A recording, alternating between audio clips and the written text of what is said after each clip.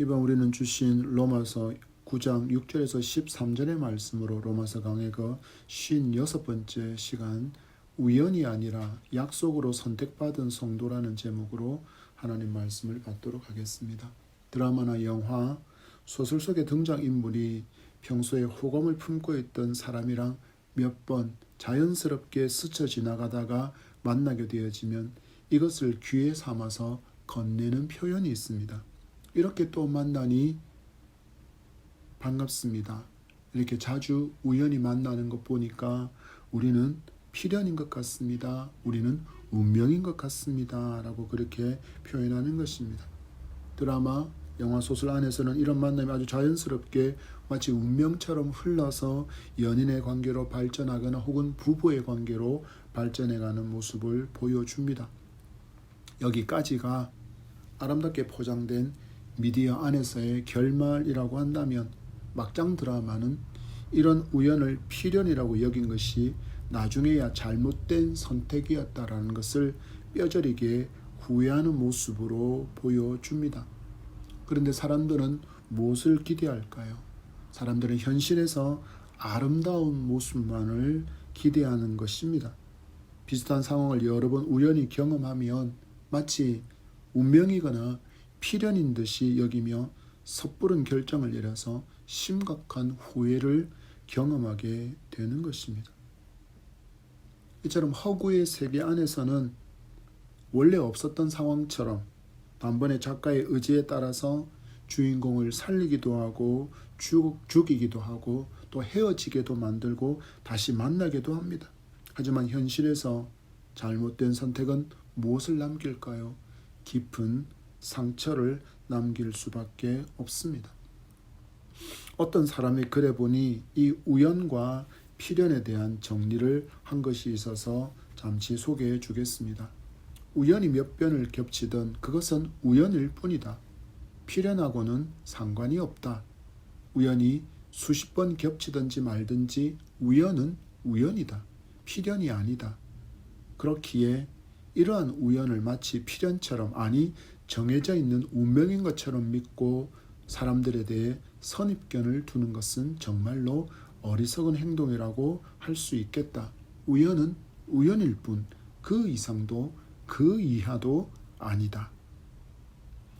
우리가 지금까지 세상 사람들이 생각하는 우연과 필연과 운명에 대해서 살펴보았다면 성경으로 우연과 이 필연, 운명을 살펴본다면 어떻게 이해할 수 있을까요? 성경은 우리의 구원에 관한 예정을 말씀하고 있습니다. 이 말씀은 곧 우리 택한 백성을 만세전에 하나님께서 택하시고 그 백성이 하나님의 때에 부름을 받아서 하나님께로 오는 그 여정들이 예정되어 있다, 계획되어 있다라는 것을 이야기합니다. 그러나 이것은 예정이 운명론으로 받아들이는 경우가 너무나도 많은데 전혀 다른 의미라는 것을 우리는 알아야 합니다. 그렇지만 많은 사람이 여전히 이 예정의 교리를 마치 운명론처럼 여깁니다. 그래서 내 마음대로 살아도 결국 하나님께서 어떻게 하시든지 나를 천국으로 이끌어 가실 것이니 라고 여기며 교만을 넘어 만용의 삶을 살아가는 모습을 보게 됩니다. 그러나 우리는 주목해야 합니다. 하나님은 우리를 결코 꼭두각시처럼 조정하지 않으신다라는 것입니다. 하나님은 우리에게 의지의 자유를 허락해 주셨습니다. 내가 아침에 일어나서 바지를 입을 때 오른발을 먼저 넣을 것인가 왼발을 먼저 넣을 것인가 이것까지 하나님께서 예정해 두지 않으신다라는 것입니다. 혹은 내가 버스를 탈 때 몇 번 버스를 탈지 운명처럼 정해져 있는 것이 아니라는 것입니다. 그것은 내 판단이고 내 선택의 결과라는 것입니다. 성경은 분명히 우리에게 이러한 우연과 필연과 운명에 대한 정확한 정의들을 내리고 있지만 오늘은 잠시 예정에 대한 내용들만 살펴보았습니다. 바울은 우리에게 이런 운명을 운명론처럼 받아들이며 살아가는 한 백성을 소개해주고 있습니다. 바로 그의 동족이었던 이스라엘 백성입니다. 바울은 너무나도 어리석게 하나님과 하나님의 구원을 오해하며 살아가는 자기 동족인 이스라엘 백성을 향해서 애타는 마음을 갖고 있었다는 것을 우리는 지난 시간에 보았습니다. 그래서 그의 동족인 이스라엘 백성이 바른 신앙을 갖고 구원받은 민족이 되기를 소망하는 모습을 그는 1절에서 5절의 말씀을 통하여서 이야기합니다. 우리는 오늘 이어지는 말씀을 통해서 사람이 교회에 오는 길이 예수 그리스도를 듣고 자신의 구원자로 믿게 되는 일이 얼마나 엄청난 일인지, 또한 이것이 무한한 감사의 제목이 된다는 사실들을 밝히 깨닫고 감사로 가득한 여러분의 남은 생애와 믿음의 그 여정이 되기를 축복합니다. 오늘 주신 본문 6절의 말씀입니다. 다 같이 다시 한번 읽어보겠습니다. 시작. 그러나 하나님의 말씀이 폐하여진 것 같지 않도다. 이스라엘에게서 난 그들이 다 이스라엘이 아니요. 아멘. 바울은 분명 1장에서 1절에서 5절의 말씀을 통해서 이스라엘 백성이 하나님의 놀라운 은총을 받아 택한 백성이 되었음에도 불구하고 하나님을 제대로 알지 못해서 그들은 약속대로 보내신 메시아를 자신들의 손으로 죽인 것에 대해서 가슴 아파하며 자기 민족이 구원받기를 원하는 마음을 담아서 계속 말씀을 이어가고 있습니다. 너희들이 믿음 없는 삶과 메시아를 죽이고도 여전히 선민 사상에 젖어서만 살아가는 너희들이지만 그럼에도 너희들을 향한 하나님의 약속은 유효하다라고 말씀하고 있는 것입니다. 이 이유가 무엇입니까? 이스라엘 백성이 먼저 율법과 하나님의 약속을 받았기 때문입니다. 이 말씀대로 이스라엘 백성에게 이 말씀이 온전히 성취되지는 않았지만 이것은 하나님의 실패가 아니라는 것을 강조하고 있는 것입니다. 왜냐하면 하나님의 주권과 구원의 섭리 계획에는 전 인류가 포함되었고 그 전 인류 속에는 누구도 속할까요? 바로 이스라엘 백성도 속하기 때문입니다. 그래서 이스라엘 백성은 하나님께서 예수 그리스도를 통하여 온 인류를 구원하시기를 원하셨던 그 구속사에 전개되어지는 흐름의 과정 속에서 하나의 모형으로서 하나님의 백성은 이렇게 살아야 한다라는 그런 모형으로 이스라엘 백성을 모든 열방에게 보여주시기 위해서 선택된 민족이라는 것입니다.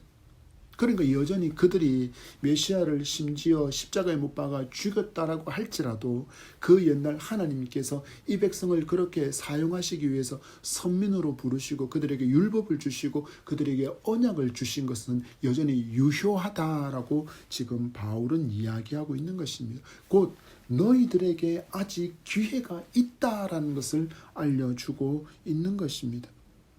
하나님께 구속받은 백성의 삶은 이렇기를 바란다라는 분명한 뜻이 담긴 것이 율법이고 언약이었지만 이스라엘은 단 하나, 딱 하나 바로 선민 사상에만 꽂혀가지고 거기에 집착하고 있었습니다. 그렇지만 그들은 하나님을 알아가기를 그리고 하나님께서 보내신 메시아를 믿음으로 말미암아 구원을 받는다는 이 진리를 제대로 알지도 깨닫지도 못하고 있었다라는 것입니다. 그래서 바울은 말합니다. 이스라엘에게서 난 그들이 다 이스라엘이 아니다. 너희들은 분명히 혈통적으로 아브라함의 자손이며 이스라엘 민족이긴 하지만 그 혈통적으로 너희들이 이스라엘 민족이라는 것이 구원의 조건이 될 수 없다라고 이야기하는 것입니다. 그럼 무엇입니까? 오직 구원은 하나님께서 보내신 유일한 구원의 이름, 너희들이 십자가에 못 박아 죽인 그 예수 그리스도를 구주로 믿을 때 주어지는 은혜의 선물이라고 말씀하고 있는 것입니다. 이런 오해는 교회 안에도 너무 많습니다. 저번에도 말씀드린 것처럼 교회 안에만 있으면 자동으로 구원받는 것처럼 착각하며 살아가는 사람이 교회 안에도 너무나도 많다라는 것입니다. 문제는 그렇게 구원받았다고 말하는 그들에게서 선한 열매를 볼 수 없다라는 것입니다. 말씀에 기록되어진 성령의 열매가 없다라는 것입니다. 또한 삶에서 그리스도를 닮은 예담 향이 전혀 없다라는 것입니다. 여기에 더해서 십자가를 지기도 싫어합니다. 희생하기도 싫어합니다. 헌신 없습니다. 섬기지 않습니다. 낮아지지 않습니다. 높아지기만을 원합니다. 자기가 여전히 죽지 않았습니다. 예수 그리스도와 함께 십자가에 못 박혀 죽었다라고 성경은 분명히 정의하고 있는데도 여전히 내가 살아서 내가라고 이야기합니다. 그래서 나를 불편하게 하고 나를 찌르고 나를 힘들게 하고 나에게 엉뚱한 소리를 하면 화를 내며 용서하지 못하고 사랑도 찾아볼 수 없습니다. 이런 모습이 과연 예수 그리스도를 진실로 나의 구주로 영접한 사람의 모습이라고 말할 수 있겠습니까? 늘 자기가 대장 역할을 하려고 합니다. 그러다가 목회자가 자기의 뜻을 받아들여 주지 않으며 섭섭하다. 목사가 저 장로만, 목사가 저 집사만, 저 권사만, 저 성도만 사랑해, 저 사람만 총해, 저 사람만 편애라고 분열을 조장하기도 합니다. 우리는 분명히 말씀을 들어야 합니다. 마태복음 23장 12절 말씀에 누구든지 자기를 높이는 자는 낮아지고 누구든지 자기를 낮추는 자는 높아지리라. 아멘. 이게 하나님의 법칙입니다. 예수께서 말씀하십니다. 자기를 낮추는 것이 높아지는 것이다. 여러분 왜 교회 안에 분란이 생길까요? 이유가 너무나도 분명해졌지 않습니까? 나를 낮추기보다는 오히려 더 높이려고 하기 때문입니다. 적어도 내가 가진 돈이, 내가 가진 권력이, 명성이, 내가 나온 그 대학원이, 박사 학위가, 어떤 학위들이 저 사람보다 높은데 내가 저 사람에게 고개 숙이고 낮추는 게 자존심 상한다고 여긴다면 여러분 멈추시기 바랍니다. 여러분은 지금 하나님의 말씀에, 예수 그리스도의 말씀에 정면으로 도전하고 있는 중입니다. 예수 그리스도의 말씀을 정면으로 거부하고 있는 모습입니다. 여러분 이런 모습을 무엇이라고 부릅니까? 바로 죄라고 부릅니다. 말씀에 대한 불순종한 죄. 여러분 그것이 하나님께서 선악과를 따먹지 말라고 한 그 말씀에 불순종했던 아담의 죄와 똑같다라는 사실들을 잊지 마시기 바랍니다. 그래서 바울은 이야기합니다. 혈통적으로 이스라엘 민족이라고 해서 다 이스라엘이 아니야. 교회 안에 들어와 있다고 해서 신자인 척 한다고 해서 신실한 척 한다고 해서 다 구원받는 하나님의 알곡이 아니라는 것입니다. 바울은 이것을 좀 더 분명하게 이해할 수 있는 인물을 등장시키고 있습니다. 바로 믿음의 조상 아브라함입니다. 7절의 말씀을 보십시오. 다 같이 시작. 또한 아브라함의 씨가 다 그의 자녀가 아니라 오직 이삭으로부터 난 자라야 내 씨라 불리리라 하셨으니 아멘. 아브라함은 인간적인 성급함으로 인해서 하나님의 약속을 기다리지 못하고 아내 사라의 말에 따라서 사라의 몸종이었던 하갈을 첩으로 맞아들입니다. 그리고 그 사이에서 첫 아들 이스마엘을 얻게 됩니다. 그리고 또 이 사라가 죽은 후에 그두라를 아내로 맞이하고 자녀를 많이 낳았습니다. 그들의 이름이 역대상 말씀에 알려주고 있습니다. 역대상 1장 31절 말씀에 아브라함의 소실 그두라가 낳은 자손은 시므란과 욕산과 무단과 미디안과 이스박과 수야요. 욕산의 자손은 스바와 드단이요. 그 이후로도 더 나오지만 이처럼 아브라함에게는 많은 자손들이 분명히 있었습니다. 첫 아들이 있고 그 후에도 많은 자녀를 낳았지만 누구만이 하나님께서 인정하시는 자녀로 인정받았다고 말씀하는 것입니까? 바로 택한 백성, 약속대로 100세에 낳은 이삭만이 아브라함의 씨가 된다는 것입니다. 바울은 이 족보를 통해서 분명한 진리 하나를 우리에게 알려주고 있습니다. 영적인 아브라함의 조선은 오직 이삭의 후손으로 오신 메시아 예수 그리스도를 자신의 구주로 영접한 자가 된다라는 진리입니다. 그래서 바울은 이 불리리라라는 단어로 헬라어 클레세타이를 사용하고 있습니다. 이 단어는 관용구로 3인칭 단수 미래 수동형입니다. 완성형이 아니라 미래형, 여전히 진행되어질 것, 그것을 이야기하고 있다는 것입니다. 아브라함에게 약속으로 주신 이삭을 시작으로 하늘의 별처럼 바다의 모래처럼 많은 믿음의 후손들이 예수 그리스도께서 이 땅에 처음 오신 때와 그 후 재림하실 때까지 계속해서 하나님의 자녀로 부름을 받을 것을 강조하고 있는 것입니다. 그래서 미래형으로 쓰고 있습니다. 바울은 지금 무엇을 강조하는 것입니까? 바로 now, 지금을 강조하는 것입니다. 마지막 때 곧 예수께서 심판의 주로 재림하실 때까지 하나님의 부르심이 계속 이어질 것이니 지금 예수 그리스도를 구주로 영접하고 너희들도 믿으라 하고 말씀하고 있는 것입니다. 왜 그렇습니까? 넥스트가 우리에게는 없기 때문입니다. 죽은 후에는 어떤 기회도 없기 때문입니다. 그래서 하나님의 말씀을 받을 때 성도는 지금 주의 종의 입술을 통해서 하나님께서 나에게 말씀하시는 것으로 들어야 하고 그렇게 받아야 합니다. 그렇지 않으면 늘 지금은 바쁘니까, 지금은 삶이 너무 어려워서, 지금은 너무 형통한 일이 많아서 내가 지금 돈을 쓸어 담아야 해서 바쁩니다 라고 말하며 믿음의 결국인 구원을 등한시하며 살아갈 수밖에 없습니다. 그래서 우리는 여기를 주목해야 합니다. 지금을 주목해야 합니다. 기독교는 지금 여기서 천국을 누리며 살아가는 사람들이기 때문입니다. 나중은 아무도 모릅니다. 그래서 우리는 지금 여기서 누구다운 천국 백성다운 삶을 살아가야 합니다. 거룩하며 정결하고 착한 삶을 살아야 합니다. 주님을 위해서라면, 믿음의 권속들을 위해서라면 좀 손해보고 살아도 괜찮습니다. 왜 그렇습니까? 나는 이미 천국 백성이 되었기 때문입니다. 나중이 아니라 여기서 우리는 이미 천국 백성의 삶을 살아야 한다라는 것입니다. 왜 바울은 이 사실을 이토록 강조하는 것일까요?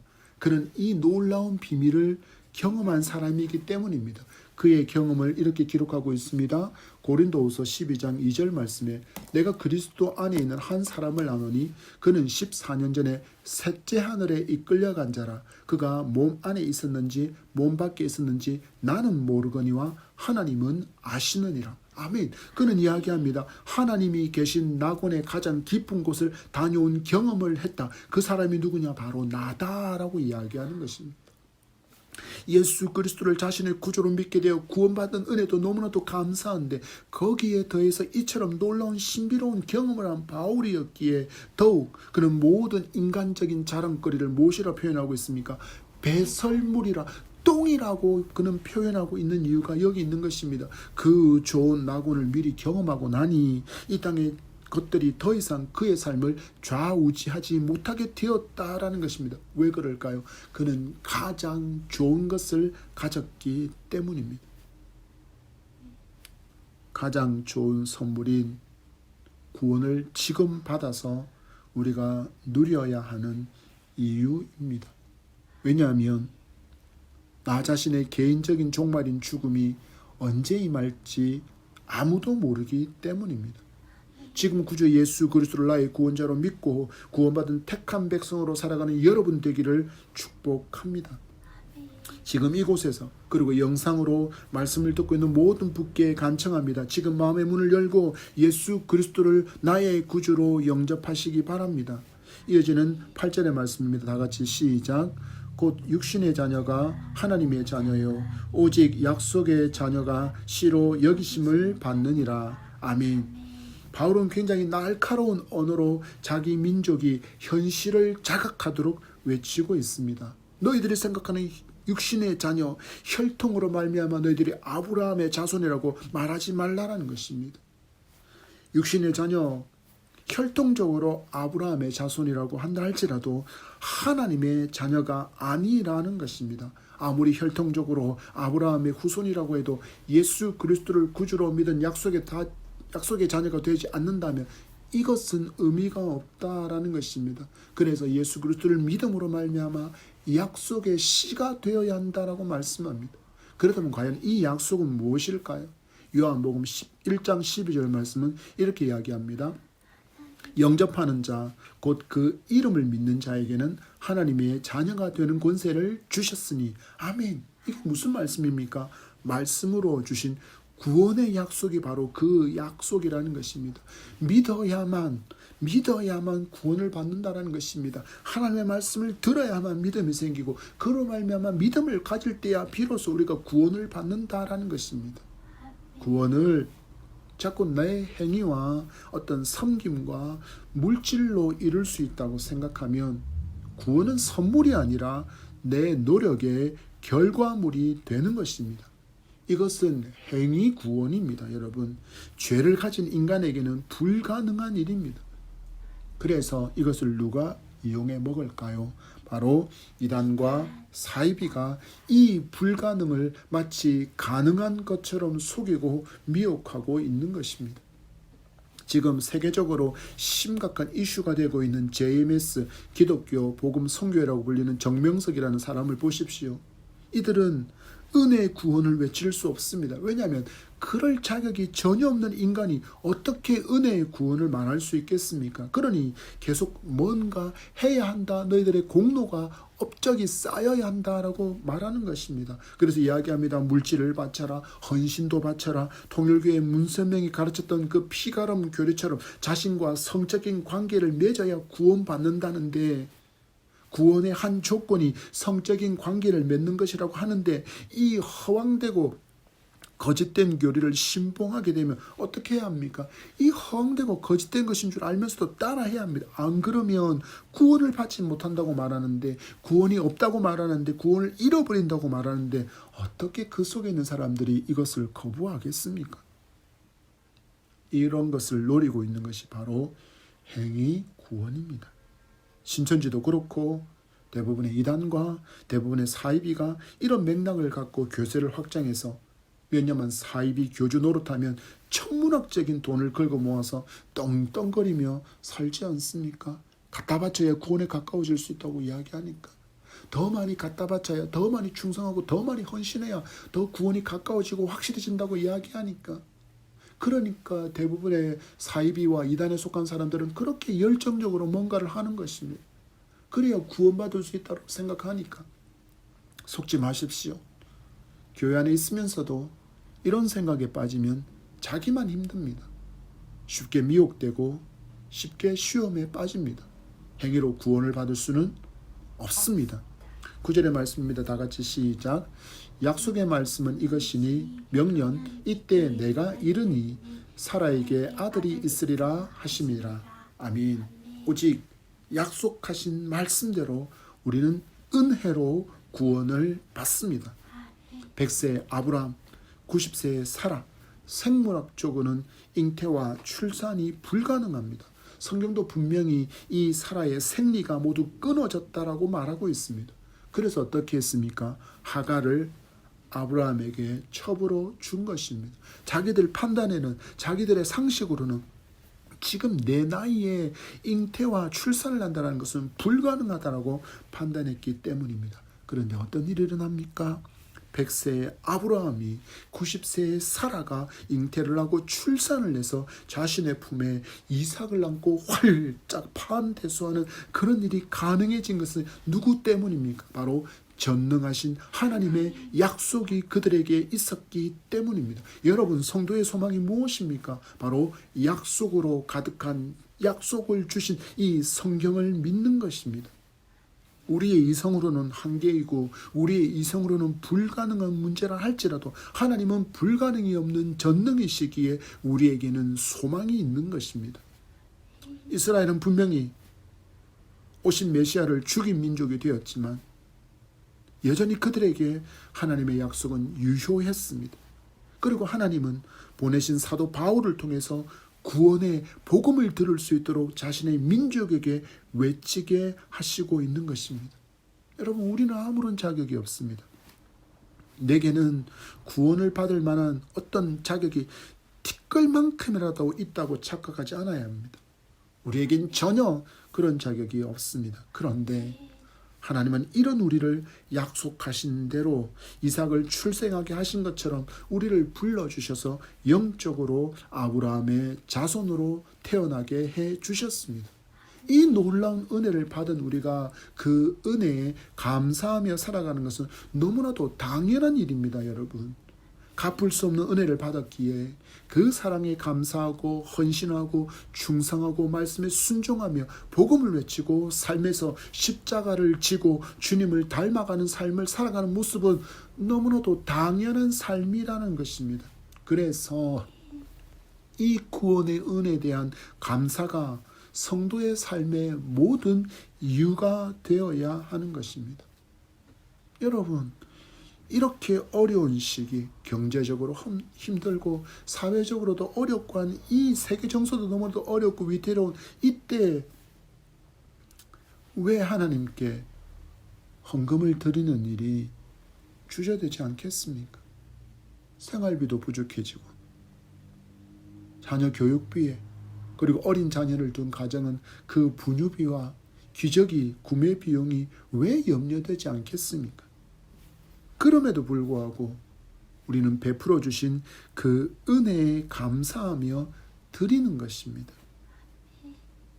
하나님께서 분명히 내 삶의 모든 것을 책임져 주시겠다는 약속을 신뢰하기 때문입니다. 마태복음 6장 30절의 약속입니다. 오늘 있다가 내일 아궁이에 던져지는 들풀도 하나님이 이렇게 입히시거든 하물며 너희일까 보냐 믿음이 작은 자들아. 아멘. 우리가 의심하는 이유가 무엇이라고 말씀합니까? 우리 주님 말씀합니다.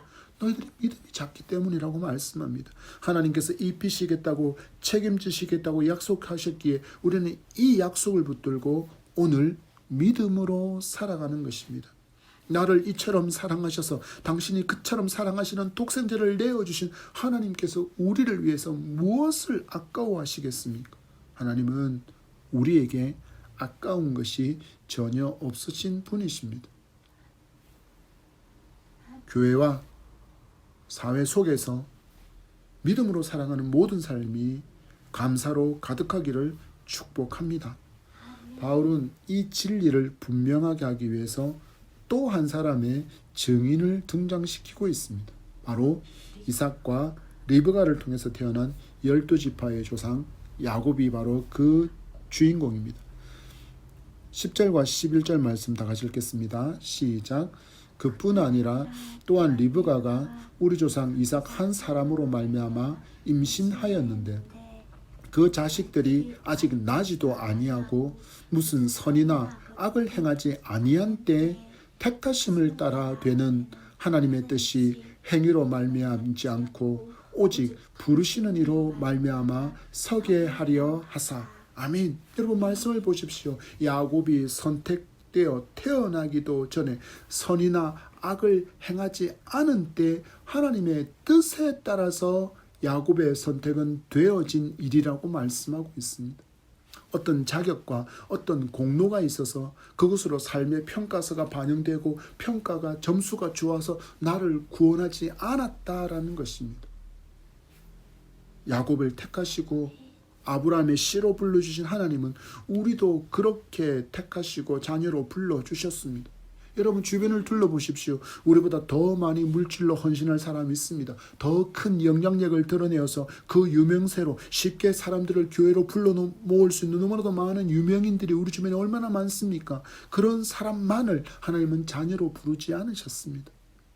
그들에 비해서 더 연약하고 더 부족하고 더 못됐고 더 모난 성격을 가진 결핍이 가득한 결격 사항이 너무너무 많은 우리를 자녀로 불러주셨습니다. 어찌 이 사실 앞에 우리가 찬양하지 않고 감사하지 않을 수 있습니까? 그래서 성도는 예배하는 것입니다. 그래서 예배 가운데 찬양하고 삶에서 찬양으로 우리의 삶을 채우는 것입니다. 하나님께 받은 이 사랑이 너무 좋아서 전하지 않고는 견딜 수 없어서 외치고 또 외치는 것입니다. 다른 사람이 쟤는 예수에 미쳤다라고 말한다 할지라도 우린 또 웃으면서 또 이 구원의 이름 예수 그리스도를 외치며 살아가는 것입니다. 12절과 13절의 말씀입니다. 다 같이 시작. 리브가에게 이르시되 큰 자가 어린 자를 섬기리라 하셨나니 기록된 바 내가 야곱은 사랑하고 에서는 미워하였다 하심과 같으니라. 아멘. 에서는 하나님의 말씀에 따라서 야곱을 섬기는 자로서의 삶을 살게 되었습니다. 왜 그럴까요? 그는 첫 번째, 장자의 명분을 너무나도 가볍게 여겨 팥죽 한 그릇에 동생에게 장자의 명분을 팔아버렸습니다. 그리고 그는 끝끝내 믿음으로 하나님만을 붙들고 살아가지 않았기 때문입니다. 여러분, 말씀을 보십시오. 믿음이 없으면 여전히 모든 인간은 하나님께 저주받은 원수의 상태로 살아갑니다. 그러니 도저히 인간이라면 할 수 없는 말과 행동을 하는 것입니다. 왜요? 그의 아비가, 그의 주인이 마귀이기 때문입니다. 이 시대를 보십시오. 마귀의 일을 하면서도 어쩜 그렇게 뻔뻔하게 얼굴을 들고 다니는지요. 어쩜 그렇게 아니라고 발뺌을 하는지요. 어쩜 그렇게 천연덕스럽게 웃음 지을 수 있는지요. 여러분, 우리가 위정자들을, 대통령을 포함하여서 국회의원과 위정자들을 위해서 기도하는 이유는 단순합니다. 그들은 너무나도 많은 영향력을 끼칠 수밖에 없는 자리에 있기 때문입니다. 특히 국회의원들은 법을 만드는 사람이고, 한번 만들어진 잘못된 법은 너무나도 위험한 것이기 때문입니다. 지금 차별금지법이나 그로 인해서 동성애를 인정하려는 법을 막고 있는 이유가 바로 여기에 있습니다.